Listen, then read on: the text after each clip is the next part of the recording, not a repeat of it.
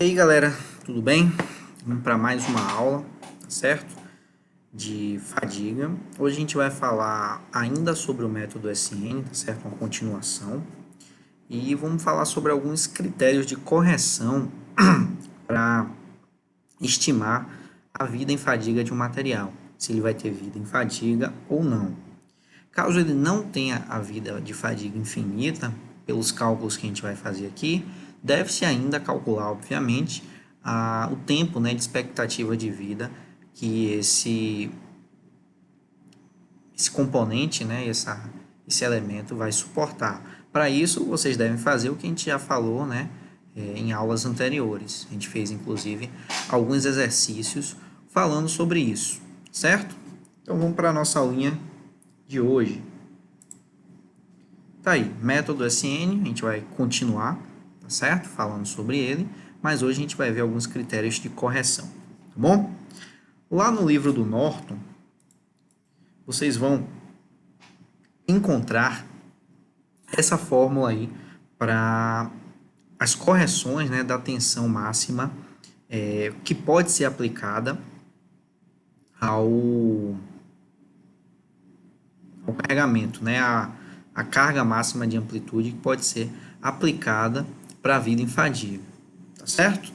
Nesse caso aqui, então a gente vai ter o que? A gente vai ter uma correção por carregamento, pelo tipo de carga, uma correção pelo tamanho, certo? Do componente, uma correção pelo tipo de superfície que esse componente tem, outra correção a partir da temperatura que vai ser operado esse elemento e outra correção de confiabilidade, certo? Essas são as correções que tem no livro lá do Norton, as mais básicas. A gente ainda adiciona aqui, além dessas correções, vocês vão ver nos slides que a gente vai passar mais à frente, mais duas correções. Uma correção por efeito variável, tá certo? E uma correção por concentradores de tensão, tá certo? Que são são outras correções dadas não pela literatura do Norton, mas, por exemplo, pela literatura do Shigley, que fala sobre essas conservações, e aí a gente está usando o Norton mais ou menos como livro-texto aqui, para o que eu venho trazendo para vocês, não só o Norton, mas outras fontes, né, outras bibliografias e outras fontes de pesquisa, e aí eu venho buscando isso para trazer o conteúdo mais aprofundado que eu consigo trazer aqui para vocês. Então, eu vi essas outras duas correções tratadas lá no livro do Shigley e achei legal trazer aqui para vocês, tá bom? Então, a gente vai ver todas elas, uma por uma, aqui na aula de hoje, ok? Nesse slide aqui, nesse primeiro slide aqui, a gente já vê, tá certo? Um coeficiente de carga já com a primeira correção, certo? A gente já vê um SE', uma carga máxima suportada à fadiga, já corrigida. E que correção é essa? É uma correção pelo tipo de carregamento, né? Na verdade, o tipo de carga máxima de trativa que esse elemento ele vai suportar. Bom? Então, se essa carga trativa ela for maior, né? Na verdade, maior não, menor ou igual a 1.400 megapascal, que é isso que a gente tem aqui, o que você faz? Você multiplica essa máxima resistência à carga trativa por 0,5. Caso ela seja maior do que 1.400 MPa, daí o que você faz? Você usa 700 MPa, certo? Que é a metade. Então, colocando em miúdos aqui, por exemplo, eu tenho uma carga máxima de 800 MPa.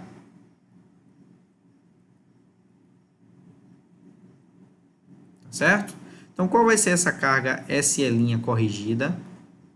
800 vezes 0,5. Então, vai ser 400 MPa. E se eu tiver uma carga máxima de 1.500 MPa? Daí, ela vai ser o quê? 700 MPa. Tá certo? É isso que é essa primeira coisa, né? Essa primeira carga. E isso daí vai estimar, né, qual é a carga final, né? Qual é a carga máxima, né? Alternada que você consegue fazer esse carregamento, tá bom? Isso para carregamentos simétricos, tá bom? A gente vai falar um pouquinho de alguns outros critérios para carregamentos assimétricos. A gente vai falar aqui sobre o critério de Soderberg, o critério de Goodman e o critério de Gerber, tá certo? Sendo que nos nossos exemplos mais à frente, na próxima aula, a gente vai utilizar para efeito de ilustração o critério de Goodman, certo? Mas vamos falar isso um pouquinho mais à frente. Então vamos para cada um dos tipos aí de correções. Então a gente vai ter um fator de modificação por carregamento, que é esse primeiro aqui, ó, esse C de carregamento. O que é que ele quer dizer?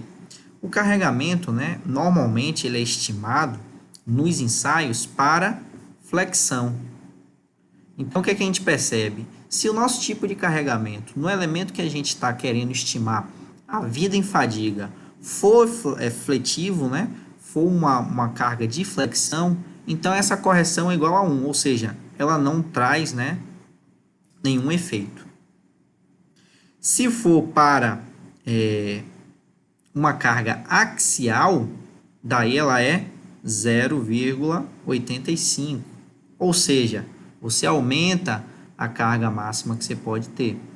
Já se for para torção, melhor ainda, 0,59. Você aumenta mais, você quase que dobra, né, o seu índice lá final. Tá bom? Então, essas são as cargas principais. Tá bom? Podem haver outras variações, e aí, se vocês tiverem outro tipo de carga, carregamento misto, alguma coisa desse tipo, eu sugiro que vocês vão lá no livro do Stigler, que vai ter outros parâmetros, né, para outras situações. Aqui eu resumi as três principais, que são essas, né? Flexão, ou se for um carregamento axial, ou um carregamento torsor, né, de cisalhamento. Bom? Próxima. Pode ter uma modificação, né, por tamanho. Então, esse fator é correção de tamanho, pode ser dado para carregamento de flexão e torção, né?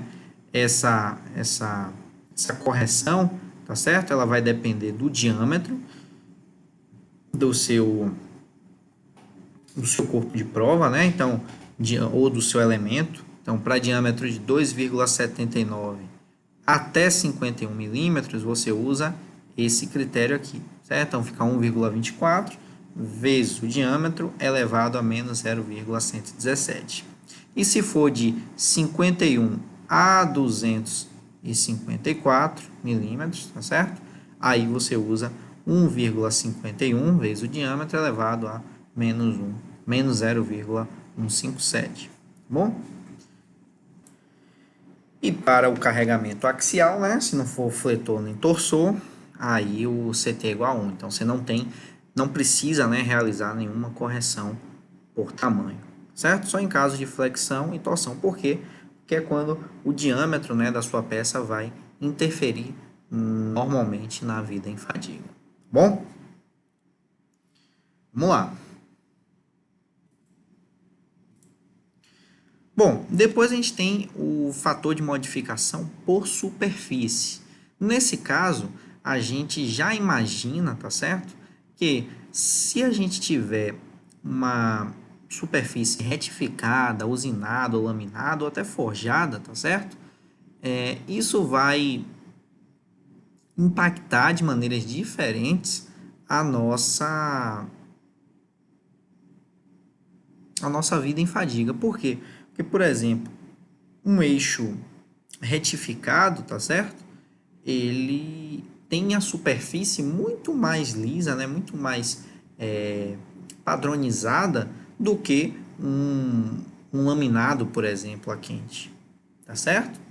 Que quando você faz a laminação, né, o processo de laminação, você pode deixar alguma rugosidade, alguma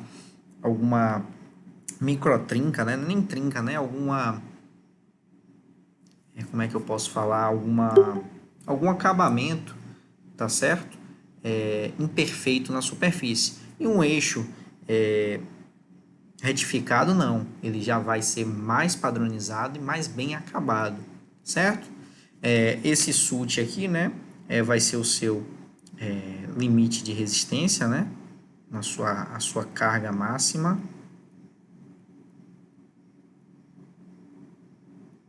de trativa. E esses elementos aqui, ó, o A e o B, é o que você vem buscar aqui na tabela, tá certo? Então, para cada um dos acabamentos, né, aqui eu coloquei os mais utilizados mais uma vez, mas você vai ter outras tabelas para outros tipos de acabamento, em que aí você vai, né, se não for esse o caso, você vai buscar outras tabelas em que você encontre esse fator de modificação, tá bom? E aí é só fazer essa continha aí, né? Só fazer essa multiplicação e essa exponenciação e você vai chegar no seu fator de correção ou fator de modificação por superfície, né? Pelo tipo de superfície que você tem no seu material, né? No seu elemento, na sua peça, tá bom? Vamos lá. Então, fator de modificação por temperatura, aí já é a parte mais chatinha que a gente tem de fator de correção. Ela é uma fórmula empírica, tá certo? E que a gente encontra, né, normalmente para temperaturas entre 37 e 540 graus. Para outras temperaturas, tem outras fórmulas também empíricas, certo? Mas normalmente, quando a gente tem um processo em fadiga, né, ele normalmente funciona nessa temperatura. Os casos mais corriqueiros funcionam nessa temperatura. Outros casos a gente vai avaliar outras coisas como fluência também, tá certo? Que vai impactar talvez mais do que a fadiga em si, certo? E se combinadas, né, aí pode ocorrer, tá bom? Uma potencialização ainda maior na sua peça, né? Então a gente tem que ter bastante trabalho quando vai trabalhar com uma temperatura mais elevada, tá bom? De se preocupar com outras coisas. Nesse caso aí, para a maioria dos nossos casos, a gente pode utilizar essa fórmula aí, só substituir, né, a temperatura de trabalho e você vai chegar na sua correção por temperatura, certo? Nada muito complicado de se fazer, não. É só um processo realmente mais demorado, que você tem que ir fazendo cada fator de correção e no final você vai encontrar uma,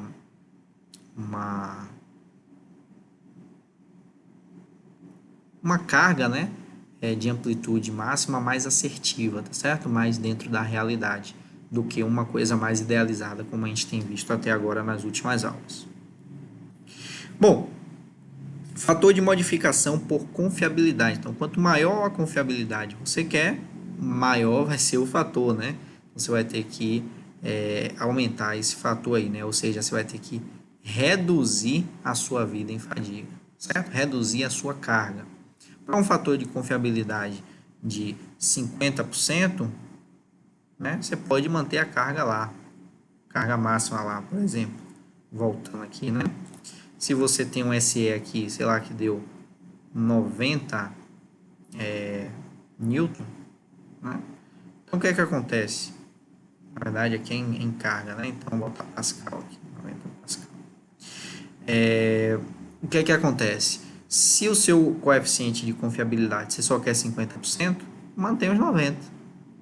Agora, se você quer uma confiabilidade maior, aí você vai reduzindo, né? Para 90% você já cai para 0,89. Então, quando você multiplica por um número menor do que 1, o que é que acontece? A sua carga, né? Sua força lá, sua tensão, ela vai diminuindo, né? Então, vai diminuindo proporcionalmente ao que você vai aumentando a confiabilidade. Até que se você quiser uma confiabilidade de 99,9999, você tem que praticamente, né, cortar pela metade aquela sua tensão que você estava aplicando, né? Aquela sua carga que você estava aplicando. Ela vai ser bem menor, tá bom? E aí agora a gente vai colocar mais algumas aqui, né? Algumas tensões extras. Não, mais algumas tensões extras, que é a questão de fator de modificação, por exemplo, por efeitos variáveis, né? Eu não vou falar de todos aqui, mas saibam que a gente pode colocar, por exemplo, um fator de correção para tensão residual, esse aqui a gente vai ver no próximo slide, mas você pode colocar também um fator para corrosão, para chapeamento eletrolítico, pulverização de metal, frequência cíclica, corrosão de piezociclorificção, tá certo? E outros, né? Vou botar aqui outro asterisco aqui, e outros, tá certo? Por quê? Porque são coisas que vocês podem diminuir a vida em fadiga do seu elemento. E se vocês já imaginam que isso vai ser diminuído, né? Essa vida em fadiga vai ser diminuída por algum desses efeitos, então é bom que se estime, né? E aí busca-se a literatura para conseguir fazer isso. E aí você vai ter o quê? Vai ter várias, por exemplo, NBRs, certo? Várias literaturas, né? Você vai ter pesquisas de mestrado, por exemplo, que podem tratar isso, pesquisas acadêmicas, né? Não só de mestrado, doutorado, ou a própria pesquisa de graduação, tá certo? Pesquisas acadêmicas como um todo, né? Que vão mostrar a você como, por exemplo, você faz uma solicitação mais específica. Eu, inclusive, esses dias aqui mexendo nos meus arquivos, encontrei uma NBR para isso. Aqui, por exemplo, essa NBR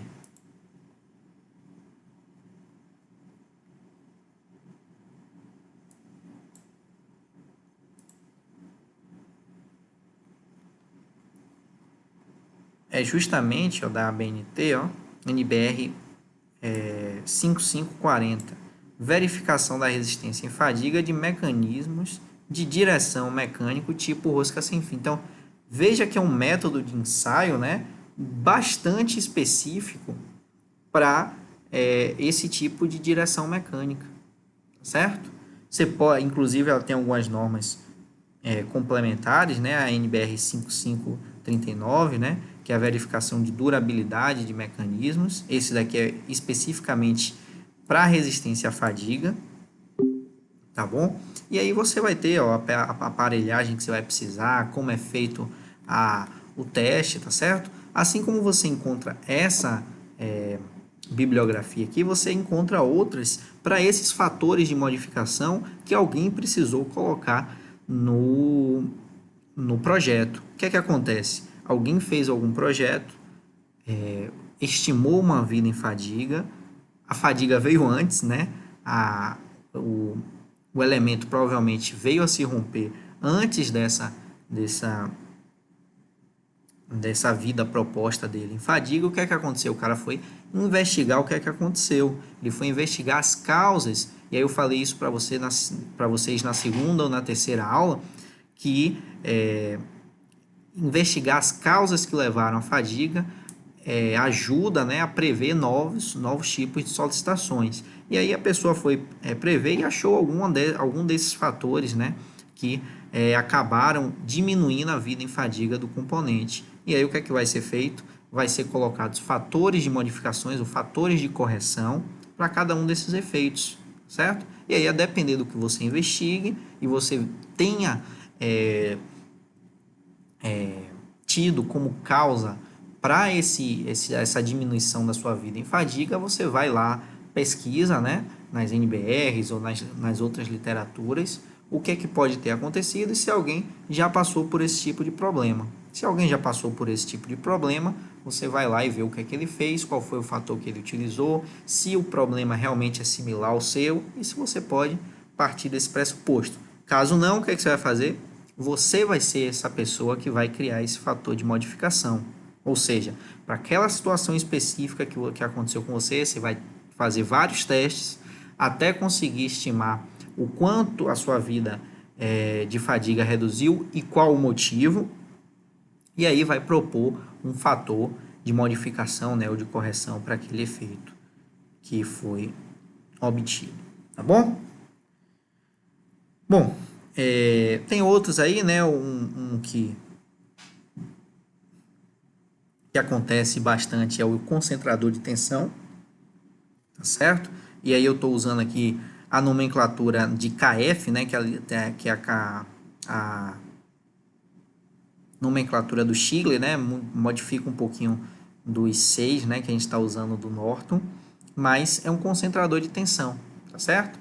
Existência de irregularidades ou descontinuidades, pode existir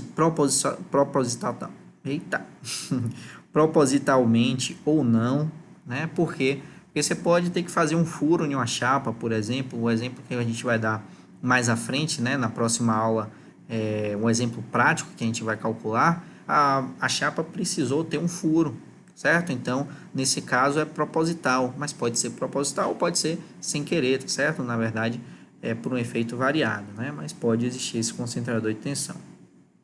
Eles vão aumentar as tensões teóricas, né, nas proximidades desse concentrador de tensão, né? Eles são denominados KT e o KF é denominado de concentrador de tensão de fadiga, né? Por levar em consideração a sensibilidade ao entalhe, que é o G. Certo? Na verdade é o Q, aqui está errado. Deixa eu até corrigir aqui. Aqui não é G não, aqui é Q, viu pessoal? Que é esse Q aqui. Tá bom? Então aí você vai em tabela, você vai encontrar também isso, você vai calcular esse KF, tá certo? Como sendo o fator de concentração de fadiga, você pode colocar um C de concentração, tá bom? Para não ficar diferente, você pode trocar essa terminologia para ficar igual às demais terminologias, ou vocês podem usar essa terminologia também, modificar as outras, enfim. O que importa aqui é vocês saberem o que vocês estão fazendo e não usar uma terminologia do autor A ou autor B, certo? No final dá no mesmo. Beleza? E aí o que é que acontece? Normalmente, essas tensões que estão sendo dadas aí, elas são para essa tensão média igual a zero. Certo? Mas o que é que acontece? As tensões de tração, lembra daquele gráfico que a gente fez? Tem um gráfico assim, ó. Ele pode estar no meio, e aí a tensão pode estar assim, ó. Não sei se vocês lembram disso. E aí a tensão média, nesse caso aqui, é zero. Deixa eu apagar aqui, peraí.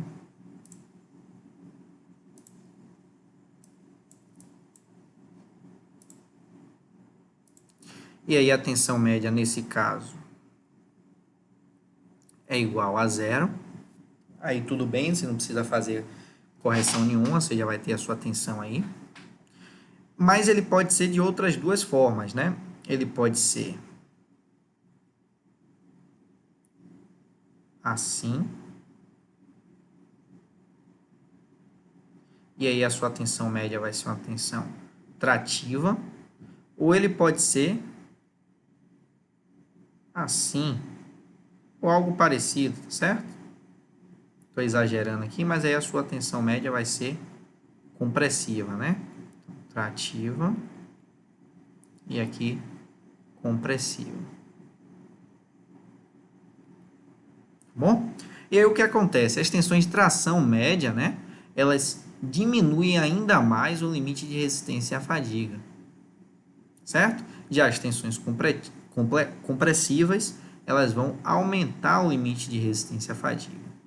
Então, esses fatores de correção não fazem muito sentido, né, para as tensões compressivas, já que aqui você vai trabalhar com mais segurança, certo? Mas fazem muito sentido se vocês têm tensões de tração, porque daí vai diminuir ainda mais o limite de resistência à fadiga, tá certo? O método mais utilizado para corrigir esse efeito, né, das tensões médias é o de Goodman, mas eu vou falar os outros aqui para vocês, só para vocês terem uma noção, certo? Então, aqui está o gráfico, né, a tensão. No caso, se você tem compressão, esse gráfico sobe um pouquinho, então ele resiste mais, certo? Se você tem tração, ele vai vir para cá para baixo e ele vai resistir menos, tá certo? O seu elemento vai resistir menos. Bom, o critério de Soderberg é um dos critérios mais conservadores aí. E aí o que é que acontece? Se o seu pontinho estiver aqui dentro, né, você está seguro. Se estiver aqui fora, você está inseguro, certo? Então, esse é um triângulo aqui de segurança, em que você quer que as suas tensões, né, tanto a média quanto a tensão alternada, elas estejam dentro desse triângulozinho aqui, tá certo? Para calcular esse critério de Soderbergh, você vai usar essa fórmula aqui, tá certo? Que é a tensão média, né, o cálculo da tensão média pela tensão crítica média, né? E aqui a sua tensão alternada sobre o seu limite de resistência, certo? E aí ele tem que ser menor do que esse fator de segurança que você escolher. Você pode escolher esse fator de segurança como sendo 1, como sendo 1,5, como sendo 2, enfim. Você pode escolher esse fator de segurança ou pode ser dado para você, tá bom? Esse critério de Soderbergh, ele funciona tanto para tensões axiais, né, fletivas, como também para tensões de cisalhamento. E aí você só precisa corrigir a fórmula, né, para usar as tensões médias, né, e as tensões calculadas aí de cisalhamento. Lembrando que, nesse caso, né, a sua tensão máxima crítica, né, a sua tensão média crítica, ela tem que ser transformada também para a tensão de cisalhamento média crítica. E aí você usa esse fatorzinho aí de conversão, certo? Sendo a tensão de cisalhamento, a tensão normal, né, dividido por raiz de 3. Beleza? Esse é o critério de Soderbergh. Um critério um pouco mais arrojado é o de Goodman, né? O que é que Goodman entendeu? Ele percebeu empiricamente que a reta, né, que define aqui a sua zona de segurança, tá certo? Ela vai ter uma tensão asterisco aqui, né, que delimita uma outra inclinação da curva. Note que aqui você só tem uma inclinação da curva, certo? É uma coisa mais conservadora, né? É um critério mais conservador. Aqui é um pouco mais arrojado, por quê? Porque ele percebeu empiricamente que você tem até determinada tensão, que ele chamou de tensão asterisco, você tem uma inclinação da curva. E após isso, aí você tem outra inclinação, né, da sua curva, que é essa de cá. E aí o que acontece? Se a sua tensão média estiver aqui, ó, você vai ter um critério para ser usado, que é o dessa curva aqui. E se sua tensão média estiver aqui, ó, acima dessa tensão asterisco, aí sim, aí o que acontece? Você vai ter que usar outro critério. E quais são esses critérios? Bom, primeiro você vai calcular essa tensão asterisco, né, que vai ser a tensão R, né, relativa, vezes esse equacionamento aqui, tensão média crítica, né, e a sua amplitude de tensão máxima, certo? O seu carregamento máximo que você pode colocar, a sua tensão alternada máxima que você vai colocar, certo? Aí você faz essa conta aqui e calcula essa tensão asterisco. Se a sua tensão média for maior, né, do que a sua tensão asterisco, o que acontece? Então, se a sua tensão média ela for menor do que essa tensão asterisco, então deixa eu colocar aqui, ó, sua tensão média for menor ou igual à sua tensão asterisco, o que acontece? Você usa esse critério aqui. Bom, caso a sua tensão média seja maior que a sua tensão asterisco, aí você vai usar esse outro método aqui. Certo? Deixa eu apagar aqui que ficou meio feio, né?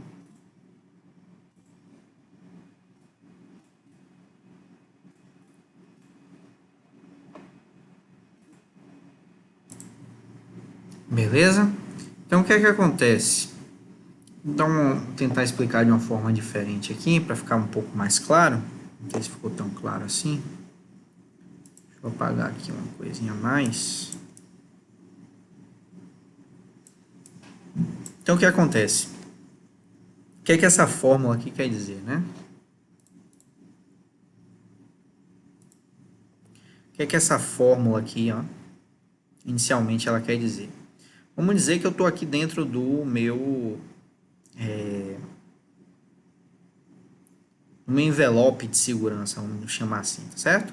Aqui eu vou ter uma tensão média, obviamente, certo? Aqui eu vou ter uma tensão alternada, tá bom? E aí o que é que esse critério aqui quer dizer? Quer dizer que essa tensão alternada aqui, dividido por essa tensão máxima, que é essa parte aqui, ó, da fórmula, mais essa tensão média, dividido por essa tensão média máxima, que é essa outra parte aqui da minha fórmula, tá bom? Ela tem que ser sempre menor do que 1 dividido pelo critério de Goodman, certo? Então, esse critério você pode botar um critério de segurança de 1, de 2, como eu falei nos slides anteriores, e aí você vai estar sempre dentro dessa inclinação aqui de segurança, tá bom? E aí, se você for para o lado de cá, aí não, aí você vai ter só a tensão alternada mais a tensão média, tá certo? Logo, valores maiores, que eu não estou dividindo isso por nada, dividido pela tensão E, né, que é essa daqui, dividido pelo meu critério de Goodman. Bom, aí a gente já vai ter uma situação um pouco mais criteriosa, né, mais, como é que eu posso falar, conservadora, tá bom? Então, é mais ou menos isso que quer dizer essa minha fórmula, tá certo? Essa minha formulação. E aí, obviamente, se eu puxar aqui, ó, eu vou estar aqui dentro do meu coeficiente no meu envelope de segurança, certo? Estou aqui com o meu pontinho dentro da minha margem de segurança, segundo o critério de Goodman, tá certo? Isso é para quê? Isso é para tensões, pessoal, que não são simétricas. Porque, obviamente, se a tensão for simétrica, tá bom? Essa tensão média aqui vai dar 0, tá bom? Aí eu vou zerar isso daqui, e aí eu só vou ter a tensão máxima dividido pela tensão alternada, tá bom? E aí eu vou meio que simplificar a minha equação, tá certo? Bom, obviamente também você pode fazer a mesma coisa em se tratando de cisalhamento, assim como o critério de Soderberg, e aí você faz os devidos ajustes aí, né, para utilizar as tensões de cisalhamento, beleza? E você tem também aqui, eu vou passar de maneira bem rápida, o critério de Graeber, né, que é outro critério aqui que utiliza também outra formulação, mas bem semelhante aos outros dois que eu já falei, certo? Só para vocês saberem que existe, anotarem as fórmulas aí, pode dar um pause aí agora no vídeo, anotar direitinho as fórmulas, e utilizando qualquer um desses critérios, você vai chegar a respostas, né, que, como é que eu posso falar, transformam aquela tensão média, né, para uma tensão mais assertiva no caso do gráfico ser assimétrico, certo? Como mostrei para vocês, né? A gente tem um gráfico aqui, ó.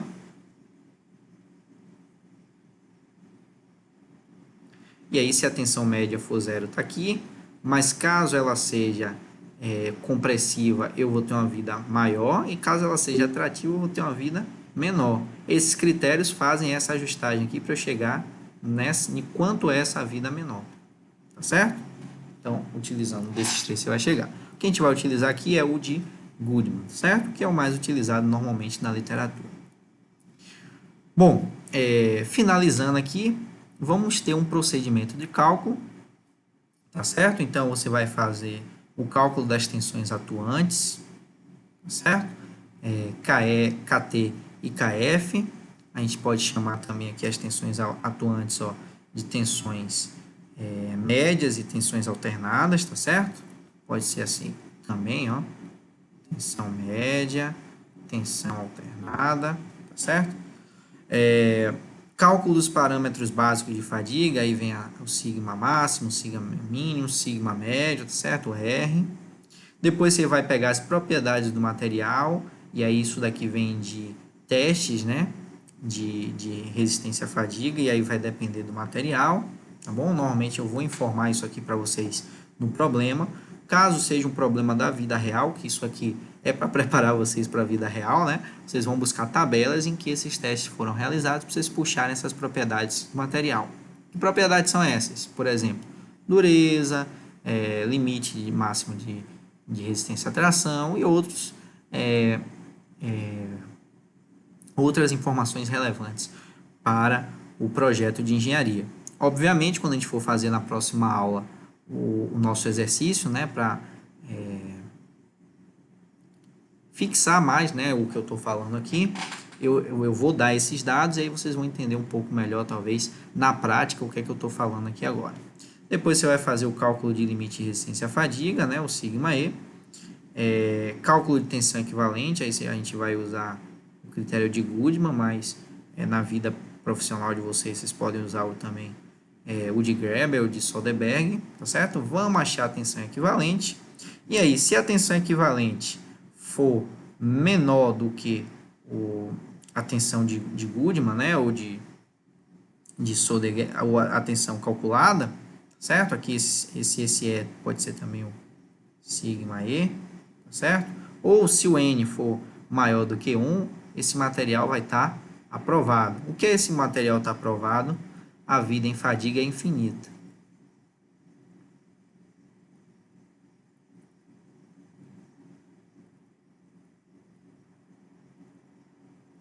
Ou seja, ele não vai falhar por fadiga. Se o S equivalente for maior do que o S calculado, né, ou o N for menor do que 1, aí esse material está reprovado, ou seja, o material falhará por fadiga.